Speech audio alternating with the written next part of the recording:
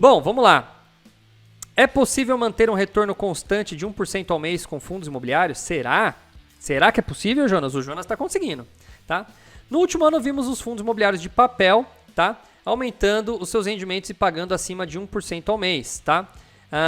Com isso, muitos investidores passaram a pegar esses investimentos e aplicar pesadamente nesse segmento, devido à sua alta rentabilidade, ainda mais se compararmos com os FIIs de tijolo, tá?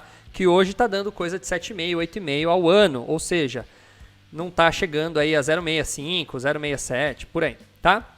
Mas será que isso é sustentável? Tá? Os fundos recebíveis também são conhecidos como fundos de papel, investem em títulos de dívida imobiliária, principalmente certificados de recebíveis imobiliários, os CRIs.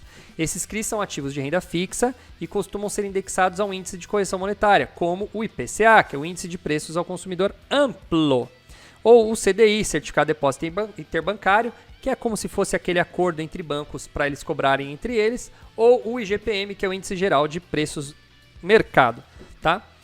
Investidores que aplicam seu dinheiro em CRIs esperam receber um retorno montante investido corrigido por um índice acrescido da taxa de juros. Por exemplo, podemos ter um CRI com remuneração de CDI mais 2% ou IPCA mais 7%. Se você investe em título público como Tesouro IPCA, o funcionamento é muito parecido. Falei disso ontem, né? Caso queira se aprofundar no assunto difícil, escrevemos comercial daqui. Não vou fazer comercial gratuito. Vejamos abaixo o exemplo do rendimento RBRR11, né? Nossa, tá difícil de ler. Mas deixa eu ver aqui o que ele fez aqui. Tá, o que ele tá falando aqui? Ele tá mostrando um gráfico aqui, deve ser dos CRIs que tem dentro, dos CRIs que tem dentro do RBRR. E como eles estão rendendo aqui. Mas eu teria que ler todo o gráfico para vocês. O gráfico não, a tabela. Bom, esses são fundos imobiliários. Assim como a renda fixa recebe mais atenção quanto os juros sobem, já que sua remuneração aumenta, os fundos recebíveis também são beneficiados por essa elevação. Eu já falei isso várias vezes aqui. Isso quer dizer que quando os juros ou a inflação sobe, todos os CRIs também são beneficiados com aumento de renda, tá? Tá, beleza. O caso IGPM, esse cenário de rendimentos acima de 1% com FIIs recebíveis em 2020, quando o IGPM se descontrolou e atingiu patamares superiores a 30% no acumulado de 12 meses, tendo variações mensais positivas de mais de 2%. Para quem está olhando o gráfico, o IGPM é a linha preta, olha como ele subiu pra caramba. O IPCA seguiu ainda até um pouco mais alto, mas acho que não sei se é a mesma escala aqui, em ponto percentual, tá? E aí tem o IPC e o INCC, que são outros dois índices que estavam mais tranquilões. A remuneração de um CRI é feita de forma mensal e sempre corrigida pelo seu índice de referência. Portanto, os FIIs possuíam CRIs indexados a IGPM e passaram a ter mensalmente suas remunerações corrigidas nas mesmas proporções. Usando o IGPM como exemplo, né, como as suas variações foram mais agressivas, a gente nota o impacto com mais facilidade. Aí aqui tem o gráfico do Urca Prime, o RPR11. A gente falou dele, né? Eu não lembro se eu cheguei a comprar, né? O Urca Prime estava pagando bem, chegou a pagar 1,67, né, de dividend yield aí nos últimos tempos. Cara, quase 2%, é coisa pra caramba. Bom, a VSLH, né? Note que os rendimentos do fundo atingiram patamares de quase 2% ao mês e chegaram a superar a marca de 3% ao mês, tá? Beleza, tem atualização, mas deixa eu ver o que ele vai falar aqui. Ele tá falando um monte de coisa, mas eu quero ver aqui do cenário. Pronto. Agora, do meio de 21 em diante, o IGPM chegou a um patamar controlado. E aí quem começou a subir foi a Selic, né? Para poder fazer o quê? Para segurar a inflação, ou seja, a gente tem um aumento da Selic, mas a previsão é de redução do IGPM e do IPCA.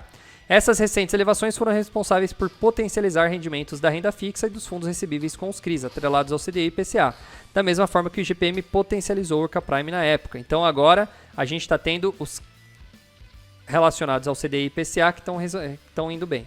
Como o IPCA começou a subir em meio de 2020, permaneceu tal. Agora, em 2021, começou a dar sinais de redução. E aí fica a pergunta. Putz, que matéria enrolada. Será que a Selic e o IPCA permanecerão em patamares de 2 dígitos para sempre? Obviamente, não. Não é o que esperamos e nem o que queremos. Eu vou falar uma coisa.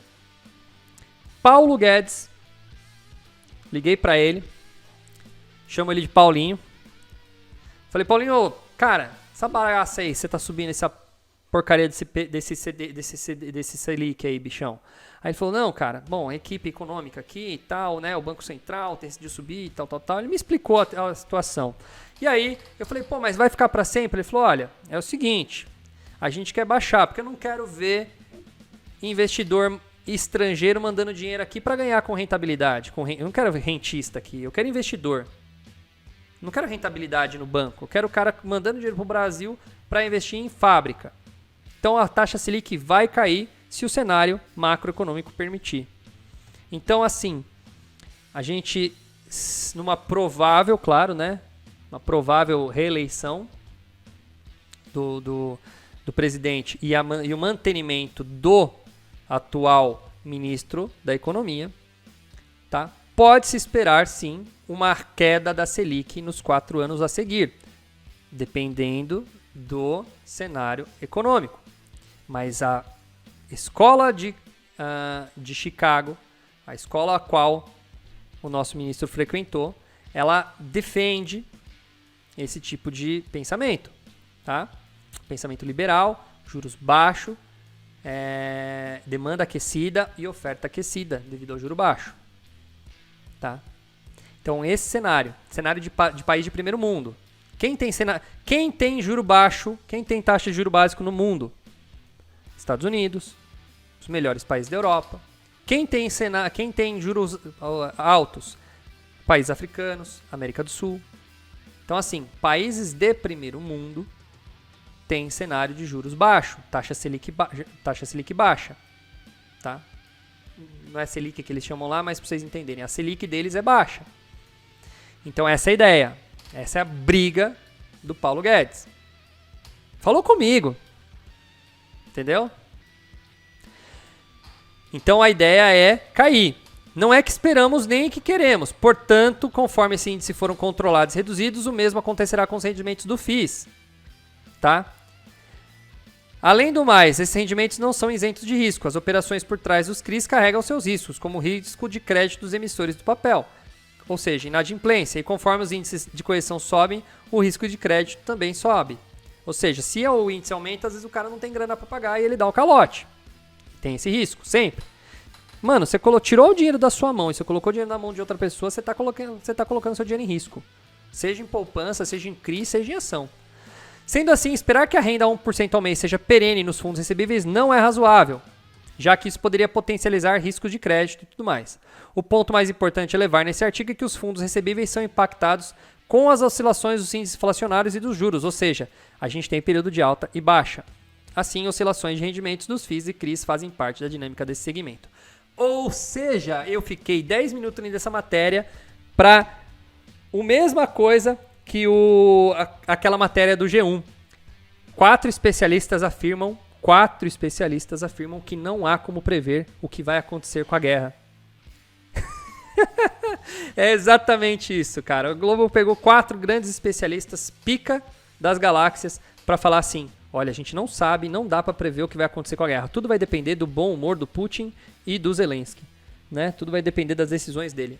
Tá bom. Isso até a minha filha falou ontem: papai, o Zelensky eu acho que vai depender dele, né? Será que o Zelensky vai largar lá o osso? Será que o... Né? Então, assim, é muito óbvio, tá bom? Então aqui é a mesma coisa. Não dá.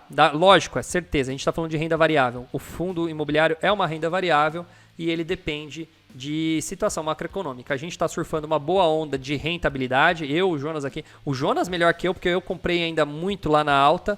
O Jonas comprou muita coisa na baixa. Ele entrou na baixa, né, Joninha? Então ele comprou tudo mais barato e aí, é claro, ficou mais fácil ele ter rentabilidade. O Jonas, a carteira do Jonas está dando banho na minha. Quase 50% mais do que a minha. Tá? Aliás, eu vou atualizar hoje minha carteira e vou colocar ela pública lá para vocês verem a rentabilidade do mês de fevereiro. Tá? Eu só tô com rentabilidade de janeiro. Fevereiro eu vou fechar, eu não fechei. E aí geralmente eu mando lá no Telegram para quem me segue no Telegram. Joninhas, põe lá na descrição para quem tá ouvindo o meu canal do Telegram. Aliás, tá lá, né? Para quem tá lá no meu canal do Telegram, eu mando lá as notícias lá também, às vezes, no canal do Telegram também. Tá? Geralmente essas coisas eu compartilho lá, tá bom? A minha rentabilidade da carteira do fundo. São 19 fundos que eu tenho na minha carteira, tá bom? E aí eu compartilho lá quais são e o quanto eles dão de rentabilidade para mim.